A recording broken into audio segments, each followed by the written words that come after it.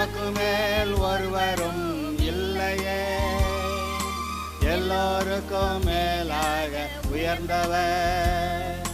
உமக்கு மேல் ஒருவரும் இல்லையே. அல்லேலூயா, அல்லேலூயா, அல்லேலூயா, ஆமென். அல்லேலூயா, அல்லேலூயா, அல்லேலூயா, ஆமென். ஒருவரால் சிருஷ்டிக்கப்படாமலே தாமாக என்றென்றும் இருப்பவர். ஒருவரால் சிருஷ்டிக்கப்படாமலே தாமாக என்றென்றும் இருப்பவர். அல்லேலூயா, அல்லேலூயா. இப்பொழுதும் கூட நீதிமொழிகள் புஸ்தகத்தை நாம் படித்து கொண்டிருக்கிறோம். 4வது அதிகாரத்தில் 20 முதல் 23 வசனங்களை பார்த்தோம். அவைகளை முதல்ல வாசிக்கிறேன், அதுக்கு பிறகு அதுக்கு மேலே இருக்கிற விஷயங்களை கவனிக்கலாம். என் மகனே, என் வார்த்தைகளை கவனி, என் வசனங்களுக்கு உன் செவியை சாய். அவைகள் உன் கண்களை விட்டு பிரியாதிருப்பதாக, அவைகளை உன் இருதயத்திலே காத்துக்கொள். அவைகளை கண்டுபிடிக்கிறவர்களுக்கு அவைகள் ஜீவனும், அவர்கள் உடலுக்கெல்லாம் ஆரோக்கியமாம். எல்லா காவலோடும் உன் இருதயத்தை காத்துக்கொள், ஏனென்றால் அதனிடத்திலிருந்து ஜீவ ஊற்று புறப்படும். பாருங்க, நம்முடைய சரீரத்தின்படி தாய் தகப்பன் இருக்கிறார்கள், சரீரத்துக்கு சோறு சாப்பிட்றோம். ஆனால் நம்முடைய ஆவி ஆத்மாவுக்கு தகப்பன் நமக்குள்ளே ஜீவ சுவாசத்தை வைத்த அந்த கர்த்தரே.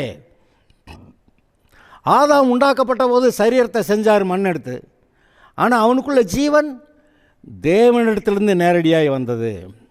அதுபோல் இன்றும் கூட மனிதர்கள் ரட்சிக்கப்பட்டாங்க, ரட்சிக்கப்படலை, அந்த பேச்சு கிடையாது. மனிதர்கள் பிள்ளைகளை பெற்றுக்கொள்ளும் போது அந்த பிள்ளைகளுடைய சரீரம் பெற்றோரால் வந்தது. ஆனால் அந்த பிள்ளைங்க முதல் மூச்சு விடும்போது தேவன் அந்த பிள்ளைக்கான ஆத்மாவை அதற்குள்ளே வைக்கிறார், ஆவி ஆத்மாவை வைக்கிறார். ஆதலால் அந்த பிள்ளைகள் தேவனால் பிறந்தவர்கள், ஆதலால் தான் அவங்க தேவனுடைய சாயல் ரூபத்தில் இருக்கிறாங்க.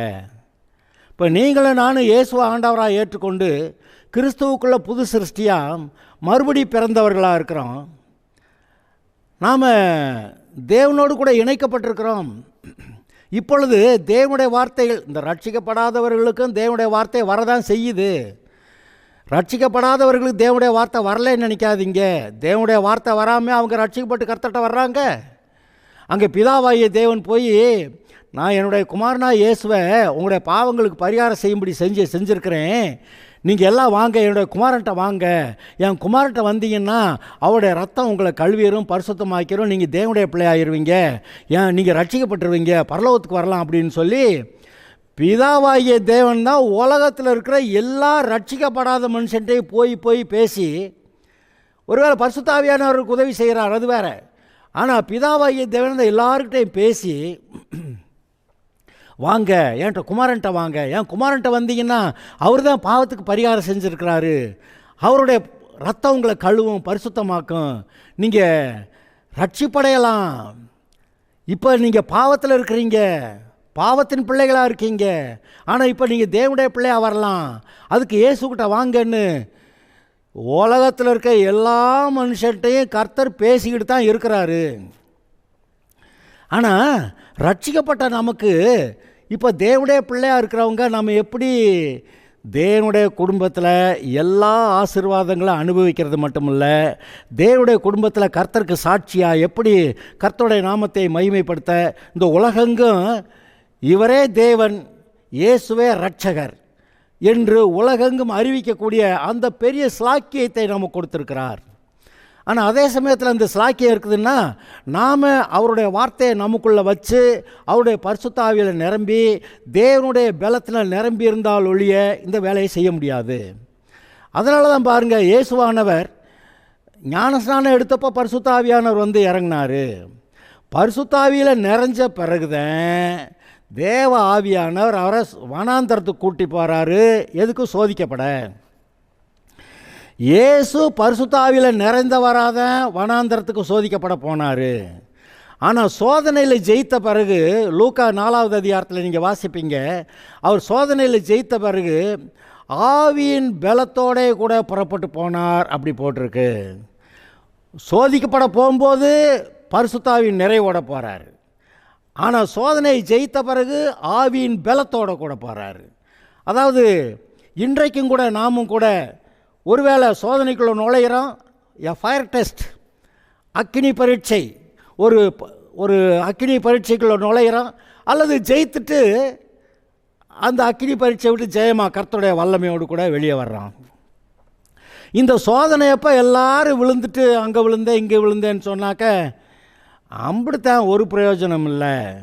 அதனால தான் கர்த்தர் சொல்கிறார், இங்கே விழுந்தேன் அங்கே விழுந்தேன்னு சொல்லாதபடிக்கு உன்னுடைய இருதயத்தை எல்லா காவலோடும் காத்துக்கொள், ஏனென்றால் அதற்குள்ளிருந்து ஜீவ ஊற்று புறப்படும். இங்கே பாருங்கள், ரட்சிக்கப்படாத மனிதர்கள்ட்ட பரிசுத்த ஆவியானவர் உள்ளே தங்கியிருக்கலை. ஆனால் கர்த்தர் போய் பரிசுத்த ஆவியானவர் மூலமாக பிதாவாகிய தேவன் எல்லாருக்குள்ளேயும் பேசுகிறாரு. வாங்க, நீங்கள் இப்போ இருக்க இடத்துல ரட்சிப்பு இல்லை, நீ எங்கெங்கேயோ அலைஞ்சாலும் அங்கே ரட்சிப்பு இல்லை, என்னுடைய குமாரன் மூலமாக நானே ரட்சிப்பை உண்டாக்கியிருக்கிறேன், வாங்க. அவர் சொல்லியிருக்கார் பார்த்தீங்களா, நானே வழியும் சத்தியமும் ஜீவனாக இருக்கிறேன், என்னால் என்று ஒருவனு பிதாவிடத்தில் வரமாட்டான், அப்படியெல்லாம் சொல்லியிருக்கிறாரு. அப்போ வேறு வழி இல்லை, இது எக்ஸ்க்ளூசிவ், தனித்துவம் வாய்ந்தது. அதாவது என்கிட்ட ரட்சிப்பு இருக்குது, இந்த அங்கே போனால் அங்கேயும் ரட்சிப்பு இருக்குன்னு இயேசு சொல்லலை.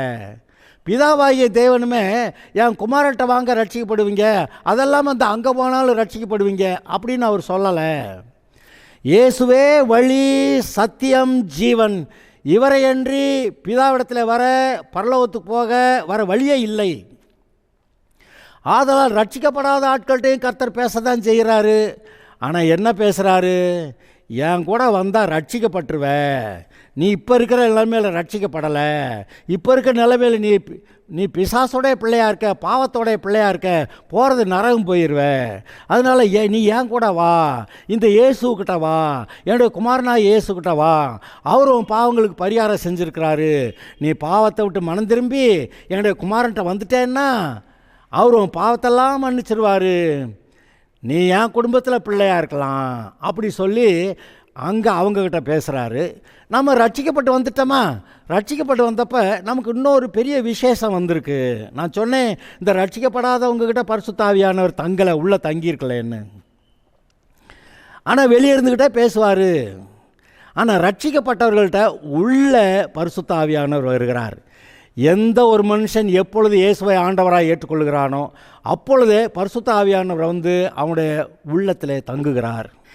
இப்படி பரிசுத்த ஆவியானவர் ஒரு மனிதனுடைய உள்ளத்தில் தங்கும்போது அதுதான் இவங்க ரட்சிக்கப்பட்டவர்கள்னு காட்டுகிறதற்கு முத்திரையாக பெற்ற பரிசுத்த ஆவியானவர் அப்படி சொல்லியிருக்கு. இதை எல்லாமே பரிசுத்தாவின் அபிஷேகம்னு ஒன்று இருக்க தான் செய்யுது. அபிஷேகம் எப்போ வருது, கர்த்தருடைய வசனங்களை உறுதியாக பிடிச்சி இருதயத்தில் வைக்கும்போது ஒரு அபிஷேகம் பெறுகிறது. ஆவியானவர் சும்மா போய்கிட்டு இருக்க மாட்டார், ஒரு வசனத்தோடு தான் வருவார். அந்த வசனத்தை இருதயத்தில் பிடிச்சு வச்சுக்கிட்டா அதுக்கு உயிர் கொடுத்துட்டா அபிஷேகம் அங்கே நிற்கும். அதனால் அபிஷேகம் நிற்கிறதுங்கிறது என்னன்னு கேட்டிங்கன்னா, இங்கே நான் இப்போ ஒரு காரியம் சொல்கிறேன். நான் சொன்னேன், இயேசுவை ஒரு மனுஷன் ஆண்டவராக ஏற்றுக்கொள்ளும்போது அப்போ தான் பரிசுத்த ஆவியானவரோட தங்குறாரு. இப்போ அதுக்கு முன்னாடி எங்கே போனாருன்னு ஒரு கேள்வி.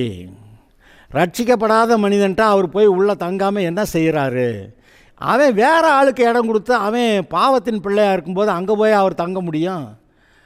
அதனால் அவர் இயேசுக்கிட்ட வா, பாவத்தை தொலைப்பார், அப்புறம் நான் பரிசுத்த ஆவியானவங்கிட்ட தங்குறேன்றாரு. இப்போ நான் ஒரு ரகசியத்தை சொல்கிறேன். பைபிளெல்லாம் அவ்வளோ தெளிவாக இல்லாமல் இருக்கலாம், ஆனால் அந்த சொல்லப்படாத ரகசியங்களை புரிஞ்சு உங்களுக்கு சொல்கிறதுக்கு தான் இந்த வேலையை செய்கிறோம். இங்கே பாருங்க, மனிதன் உண்டாக்கப்பட்ட போது தனக்குத்தானே ஜீவன் உள்ளவனாக உண்டாக்கப்படவில்லை. பிதாவாகிய தேவன் எப்படி தன்னில் தாமே ஜீவன் உள்ளவராக இருக்கிறாரோ அதே போல் குமாரனு தம்மில் தாமே ஜீவன் உள்ளவராக இருக்கும்படி அருள் செய்திருக்கிறார் அப்படின்னு யோவான் 5:26 எழுதியிருக்கு. பிதா எப்படியோ அப்படியே குமாரன், அவங்களுக்கு எந்த உதவியும் யாரும் செய்ய வேண்டியதில்லை, அவங்க எல்லா வேலையும் பார்த்துருவாங்க. ஆனால் மனிதன் அப்படி சிருஷ்டிக்கப்படவில்லை. மனிதன் சிருஷ்டிக்கப்படும்போது அவன் பாவம் இல்லாமல் உண்டாக்கப்பட்டிருந்தாலும் கூட அவன் விரும்பினால் பாவம் செய்யலாம். சாகிறதுக்காக உண்டாக்கப்படாமல் இருந்தாலும் கூட அவன் விரும்பினால் பாவம் செய்து சாகலாம். ஆனால் அவன் விரும்பி அந்த தப்பான தீர்மானம் எடுக்க வரைக்கும் கர்த்தர் சொன்னார், நான் உன் கூட இருக்கிறேன், நான் உன்னை பலப்படுத்துவேன், நான் சொல்கிற இந்த ஜீவ விருட்சத்தின் கனியை புசிச்சேன்னா நீயே சாகாமல் இருக்கலாம். அப்படிதான் சொல்லி ஜீவ விருட்சத்தின் கனி அங்கே வச்சுருந்தாரு. நம்மால் போய் வேறு கனியை சாப்பிட்டுட்டான். இப்போ ஜீவ விருட்சத்தின் கனியை சாப்பிடாம அந்த பழத்தை சாப்பிட்டதுனால அது வரைக்கும் அவனோட கூட இருந்த பரிசுத்த ஆவியானவர் அவனை விட்டு போயிட்டார். பாருங்கள், மனிதன் சிருஷ்டிக்கப்பட்ட போது பரிசுத்த ஆவியானவருடைய துணை கொண்டு தேவனுடைய உதவியோட கூட தான் இவன் பூமியை ஆளலாம் அப்படிங்கிற ஒரு காரியம் சொல்லப்பட்டிருந்தது. இவன் இப்போ என்ன செஞ்சிட்டான்?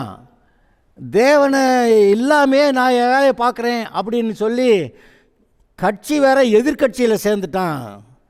சாத்தான் வந்து தேவனுக்கு விரோதி, சத்துரு. அந்த பிசாசு வந்து சத்துரு, விரோதி, துரோகி, அப்படி ஆளோட போய் கூட்டு சார்ந்தான் பாருங்க. இவனோட பரிசுத்த ஆவியானவர் இருப்பாரா? விலகிட்டார். அப்போ தேவ பிரசன்னம் அவனை விட்டு போச்சு, கர்த்தருடைய உதவி அவனை விட்டு போச்சு. இப்போ தேவன் அற்றவனாக மாறினா, கர்த்தருடைய பலன் இல்லை. பத்தாவதுக்கு இந்த பிசாசோடைய அபிஷேகம் வந்துடுது, அவன் சொல்கிற புத்தியெல்லாம் வருது. பொய் சொல்கிறதுக்கு யாராவது ட்ரைனிங் எடுக்கிறாங்க? பொய் அது பாட்டுக்கு வருதுங்க. எங்கேருந்து வருது? உள்ளுக்க ஒரு ஆவி இருக்குது பாருங்க, அதுதான் அதெல்லாத்தையும் பேச வைக்குது. ஆக மனிதன் சிருஷ்டிக்கப்படும் போது அவனுக்குள்ள ஒரு பூரணம் இருந்தது, ஏன்னா பரிசுத்த ஆவியானவர் கூட இருந்தார். ஆனால் பாவம் செய்தவனை பூரணம் இல்லாமல் போய்விட்டது, தேவ ஆவியானவர் போய்விட்டார். இப்போ பரிசுத்த ஆவியானவர் இல்லாமல், தேவ பிரசன்னம் இல்லாமல், கர்த்தருடைய உதவி இல்லாமல் பிசாசுக்கிட்ட அடிமையாக இருந்து வாழ்கிறான். ஆனால் இப்போ ரட்சிக்கப்படும் போது, இப்போ ஒரு மனுஷன் ரட்சிக்கப்படும் போது இவனை விட்டு விலகி போயிருந்த பரிசுத்த ஆவியானவர் திரும்ப வர்றாருன்னு காட்டுறதுக்கு தான் பாருங்க. அந்த பெந்தகோஸ்தே நாளில் சீஷர்கள்லாம் ஒன்றா கூடி வந்தபோது என்ன நடந்துச்சு? முதல் காரியமாக பரிசுத்த ஆவியானவர் இறங்கி விசுவாசிகள் மேல் தங்கினார். அவர்கள் அந்நிய பாஷை பேசினார்கள், வரங்கள் விளங்கியது. ரட்சிக்கப்பட்ட உடனே முதல்ல நடக்கிற காரியம் என்ன? பரிசுத்த ஆவியானவர் வருகிறார். ஆதாம் பாவம் செஞ்சப்போ நடந்த காரியம் என்ன? பரிசுத்த ஆவியானவர் அவனை விட்டு போயிட்டார். இப்போ மனுஷன் ரட்சிக்கப்படும் போது தேவனோடு வருகிறேன், இயேசுவை ஏற்றுக்கொள்கிறேன் என்று சொல்லும்போது பரிசுத்த ஆவியானவர் வந்து அவனோடு கூட தங்குகிறார். பரிசுத்த ஆவியானவர் வந்துட்டா இப்போ இயேசு செயல்படுகிறது போல் செயல்பட முடியும்னு சொல்கிறாரு. ஆனால் இயேசுவானவர் எப்படி தன்னுடைய மனதில் பிதாவாகிய தேவனுடைய வார்த்தையை வைத்து கொண்டாரோ அதுபோல் நாமளும் வைத்து கொள்ளணும். இடத்துல விசுவாசமாக இருக்கிறவன் நான் செய்கிற இந்த கிரியைகளையும் செய்வான், இதை விட பெரிய கிரியைகளையும் செய்யலாம். ஆனால் இயேசுவானவர் வசனங்களை இருதயத்தில் வச்சுருக்கிற மாதிரி நம்ம வச்சுருக்கோமா? அதனால தான் இயேசு சொல்கிறாரு, மனுஷன் அப்பத்தினாலே மாத்திரமல்ல தேவனுடைய வாயிலிருந்து புறப்படுகிற ஒவ்வொரு வார்த்தையினாலும் பிழைப்பான்னு. அந்த தேவனுடைய வார்த்தையில் பிழைக்கிறத பற்றி பேசுகிறாரு. அருமையானவர்களே, இப்பொழுதும் கவனியுங்கள். நீங்கள் எல்லாம் செய்ய முடியும், ஆனால் என்ன வேணும்? வசனம் உள்ளே இருக்க வேண்டும்.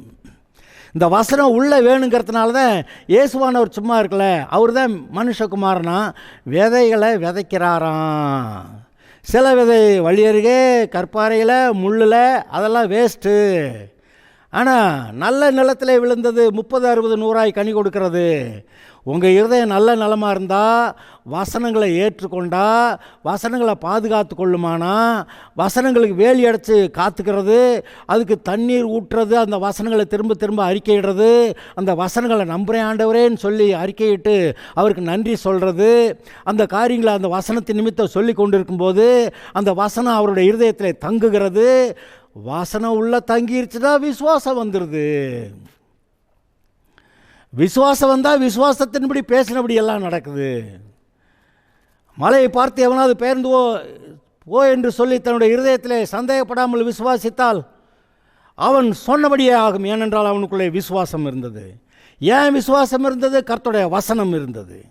இன்றைக்கு அதான் சொல்கிறார், அவர் விதைக்கிறாராம், அந்த வசனத்தை எடுத்து பொறுக்கி நம்ம இருதயத்தில் வச்சுக்கணும், பத்திரம் பண்ணணும். அதுக்கு தான் இந்த முதல் 4 வசனத்தில் சொல்கிறாரு. முதல்ல வாசம் பார்த்தீங்களா? என் மகனே, என் வார்த்தைகளை கவனி, என் வசனங்களுக்கு உன் செவியை சாய், அவைகள் உன் கண்களை விட்டு பிரியாதிருப்பதாக, அவைகளை உன் இருதயத்துக்குள்ளே காத்துக்கொள். அவைகளை கண்டுபிடிக்கிறவர்களுக்கு அவைகள் ஜீவனும், அவர்கள் உடலுக்கெல்லாம் ஆரோக்கியமாம். ஆதலால் எல்லா காவலோடும் உன் இருதயத்தை காத்துக்கொள். ஏனென்றால் அதற்குள்ளிருந்து பரிசுத்த ஆவியானவர் இங்கே தான் வந்து தங்குறாரு. வசனம் இருதயத்துக்குள்ளே தான் வருது. இந்த இருதயத்துக்குள்ளேருந்து ஜீவ தண்ணீர் ஊற்று புறப்பட்டு ஓடும்னு யோவான் 7 சொன்னார். பார்த்தீங்களா? என் இடத்துல விசுவாசமாக இருக்கிறவன் அவனுடைய உள்ளத்திலிருந்து ஜீவ தண்ணீர் உள்ள நதிகள் ஓடும்னு. அருமையானவர்களே, இப்பொழுது ரட்சிக்கப்பட்டிருக்கிற உங்களோடு கூட பரிசுத்த ஆவியானவர் இருக்கிறார். பரிசுத்த ஆவியானவர் இல்லாமல் இல்லை. ஆனால் என்ன இல்லாமல் இருக்குது? வசனம் இல்லாமல் இருக்குது. ஆமாம், ரட்சிக்கப்பட்டீங்க, பரிசுத்த ஆவியானவர் இருக்கிறாரு. எது குறைவாக இருக்கிறது? வசனம் குறைவாக இருக்கிறது. இந்த வசனத்தை நம்முடைய இருதயத்தில் கொண்டு போய் வச்சிட்டோம்னா அது விசுவாசத்தை உண்டாக்கிறோம். இந்த வசனத்தை இருதயத்தில் கொண்டு போய் வைக்கிற வேலை நம்மது. வசனத்தை கொண்டு போய் வச்சுட்டா திறக்கிற பூட்டுற வேலைகளை நம்ம செய்யலாம். திறக்கிற பூட்டுற வேலையை இயேசு செய்ய மாட்டார். இதை திற, இதை பூட்டுன்னு சொல்லுவார். அவர் சொன்னதை எப்படி நீங்கள் திறந்தா பூட்டுனா அதே மாதிரி பரலோகத்தில் செஞ்சிருவேன்ட்டார். இப்போ நம்ம என்ன பண்ணுறோம்? ஆண்டவரே வாரும் இதை தரவும், ஆண்டவரே ஆண்டவரே வாரும் இதை பூட்டும், ஆண்டவரே. இந்த ஜபத்துக்கு பதில் வரும்னே நினைக்கிறீங்களா? வராதில்ல. அவர் வந்து நீ பூட்டு நீ தரேன்னு சொல்கிறான்.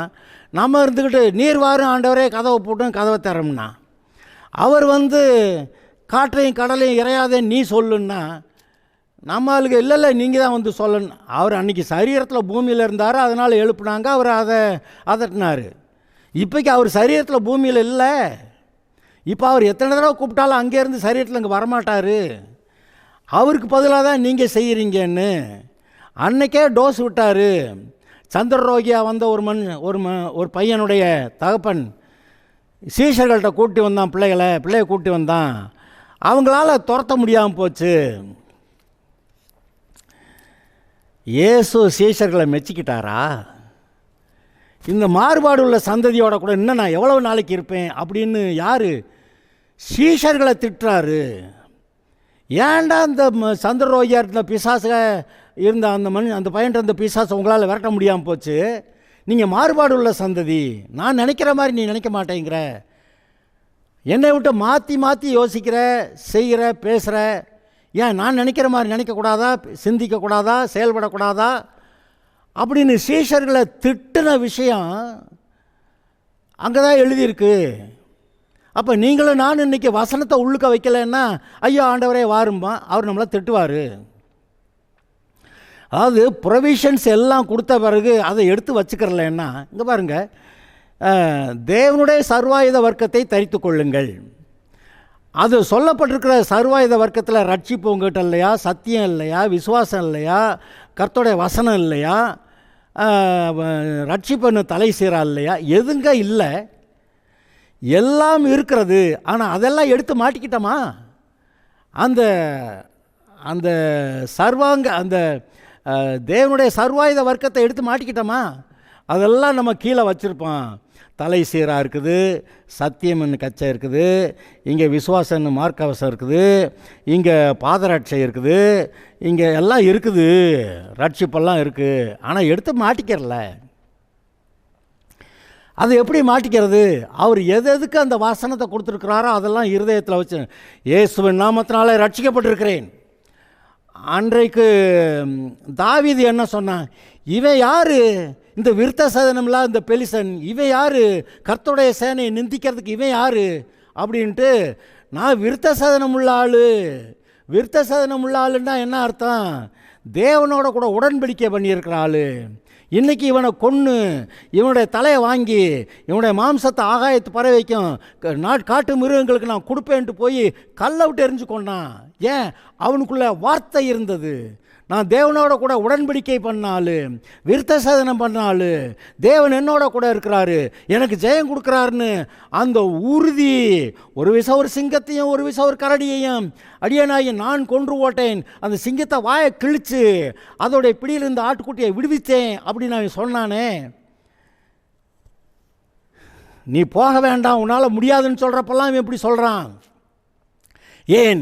உள்ளே வசனம் இருந்தது. என்ன வசனம்? தேவனோட கூட உடன்படிக்கை பண்ணியிருக்கிறேன், விருத்த சேதனம் பண்ணியிருக்கிறேன். அந்த உடன்படிக்கை இருந்தது. கர்த்தர் என்னோட கூட இருக்கிறாரு, இன்றைக்கி எனக்கு ஜெயம் கொடுப்பாரு, நான் இவன் தலையை வாங்குவேன், இவனுடைய சரீரத்தை மாம்சத்தை ஆகாயத்து பறவைகளுக்கும் காட்டு மிருகங்களுக்கு கொடுப்பேன் அப்படின்னு இருதயத்தை உள்ளே பொங்கிக்கிட்டு வருது. பொங்கிக்கிட்டு வர்ற வார்த்தை எங்கே இருந்தது? பொங்கிக்கிட்டு வர்ற வார்த்தை இருந்ததுனால சவுல் ராஜா கொடுத்த அந்த ஆயுதங்களை எல்லாம் கூட போட்டு பார்த்துட்டு இது நமக்கு சரிப்படாதுன்ட்டு கவனையும் கல்லையும் எடுத்துக்கிட்டு தடி எடுத்துகிட்டு கிளப்பிட்டான். நடந்தது என்ன? அவனுடைய உள்ளத்தில் வார்த்தை இருந்தது. அந்த கோலியாத்துக்கிட்ட சண்டையாக போட்டான், கல்லை விட்டு எரிஞ்சாங்க, அவன் செத்து போயிட்டாங்க. இன்றைக்கி இஸ்ரவேலர் எரிகோ கோட்டை விழுகிறதுக்கு என்ன செஞ்சாங்க? எப்போல்லாம் வாயை மூடிக்கிட்டு சுற்றணுமோ சுற்றினாங்க, எப்போ வாயை திறந்து ஆர்ப்பரிக்கணுமோ ஆர்ப்பரித்தாங்க, கோட்டை விழுந்துருச்சு. இப்படி ஈஸியாக சுலபமாக உங்களுக்கு ஜெயம் கொடுக்குற கர்த்தர். ஆனால் உள்ள கர்த்தர் இருக்கிறாரா? உள்ள வசனம் இருக்கா? நான் ஆர்ப்பரிக்க போகிறேன், கோட்டை விழுக போகுது, இப்போ செங்கடல் எனக்காக திறக்கும், யோர்தான் எனக்காக பிளக்கும் அப்படின்னு அந்த உங்களுடைய வாழ்க்கையில் இருக்கக்கூடிய கோலியாத்துகளை ஜெயிக்க, உங்களுடைய வாழ்க்கையில் இருக்கக்கூடிய அந்த செங்கடலை திறக்க, உங்களுடைய வாழ்க்கையில் வரக்கூடிய அந்த யோர்தான் நதியை பிளக்கிறதுக்கான வசனம் உங்களுடைய இருதயத்தில் இருக்க வேண்டும்.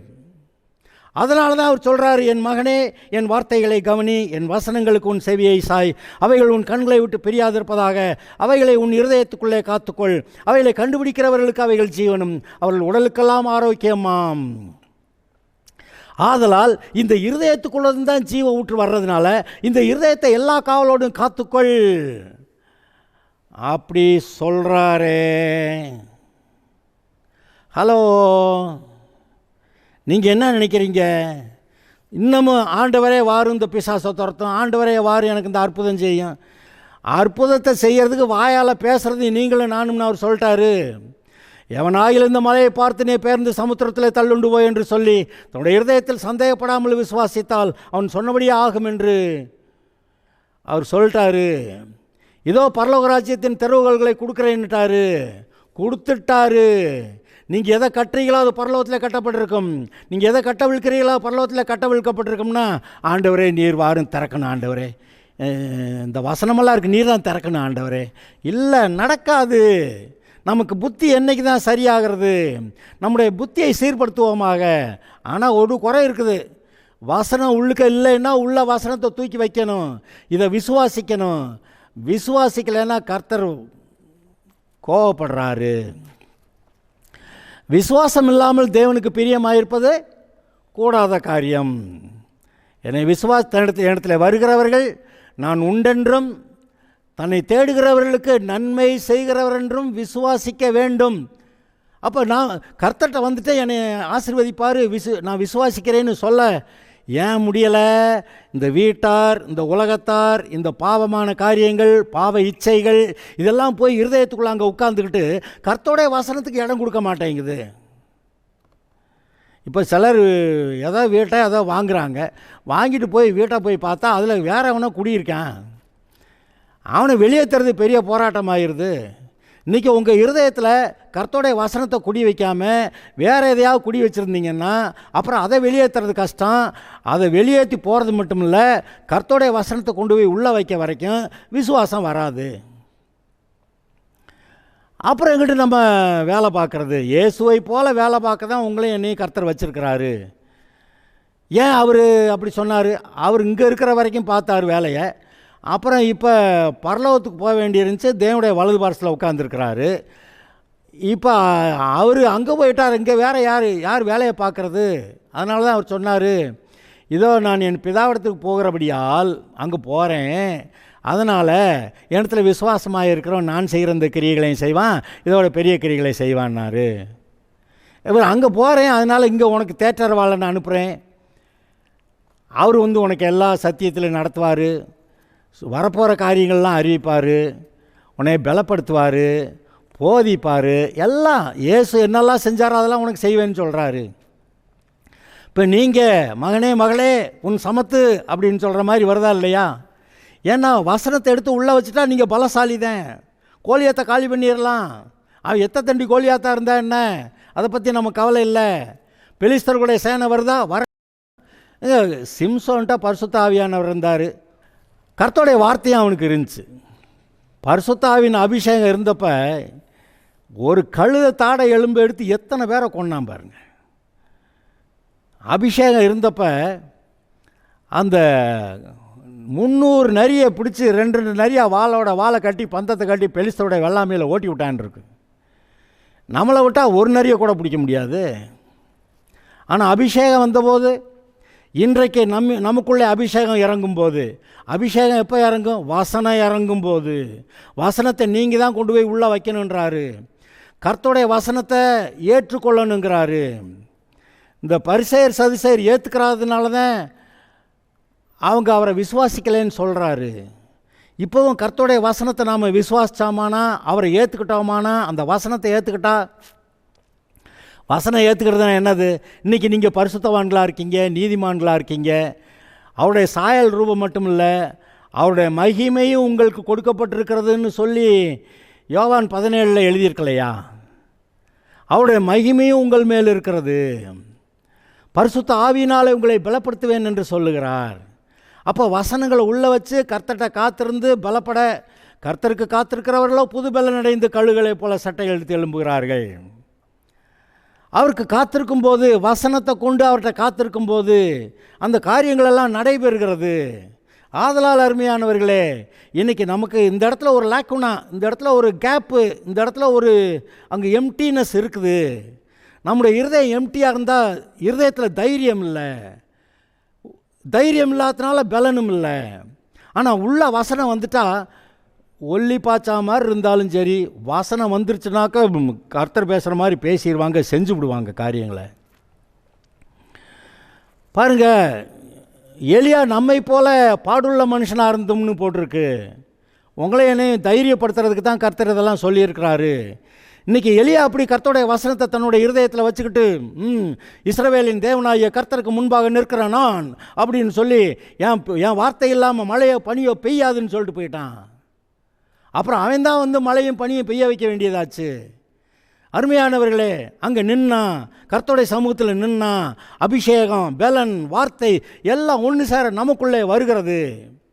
ஆதலால் இந்த இருதயத்தை காத்துக்கொண்டு இருதயத்திலே வசனத்தை உள்ளே வைக்கிறது அவசியமாக இருக்கிறது.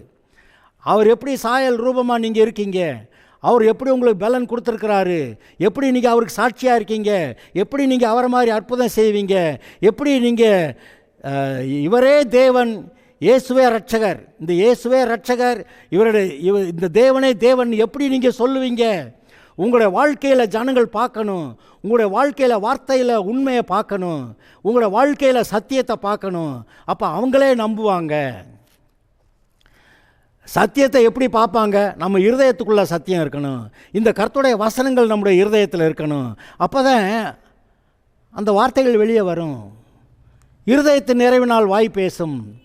இன்றைக்கி ஏன் நமக்குள்ளே இருக்க சந்தேகங்களெல்லாம் நம்ம பேசுகிறோம்? ஏன்? இருதயத்துக்குள்ளே சந்தேகமாக இருக்குது. நமக்குள்ளே பலவீனம்னா பேசுகிறேன், ஏன்னா இருதயத்துக்குள்ளே பலவீனம் தான் இருக்குது. நம்ம ரொம்ப கஷ்டங்க, அது கஷ்டம், இது கஷ்டம், இது முடியாதுன்னு பேசுகிறேன், ஏன்? நமக்குள்ளே ஒன்றும் முடியாதுன்னு அந்த எண்ணங்கள் தான் உள்ளுக்க இருக்குது. ஆனால் என்னை பலப்படுத்துகிற கிறிஸ்துவனால் எல்லாவற்றையும் செய்ய எனக்கு பலன் உண்டு. யார்? ரொம்ப பலவீனமான சரீரமுடைய பவுல் சொல்கிறான். அவன் தன்னை பற்றி சொல்கிறான், பலவீனமான நான் என்னுடைய சரீரத்தில் பலவீனம்னு சொல்கிறான் பாருங்கள். அந்த சரீரத்தில் பலவீனமான மனுஷன் சொல்கிறான், என்னை பலப்படுத்துகிற கிறிஸ்துவனால் எல்லாவற்றையும் செய்ய எனக்கு பலன் உண்டுன்னு சொல்கிறான். நீங்களும் நானும் அப்படி இருக்க முடியும், கர்த்தர்கிட்ட காத்திருக்க முடியும், அவருடைய வார்த்தைகளை ஏற்றுக்கொள்ள முடியும்.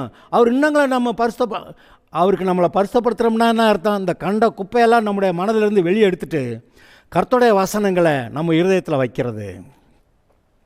அருமையானவர்களே, கர்த்தர் உங்களை பலப்படுத்துவார். கர்த்தர் உங்களோட கூட இருந்து பெரிய காரியங்களை செய்வார். அல்லேலூயா. God bless you.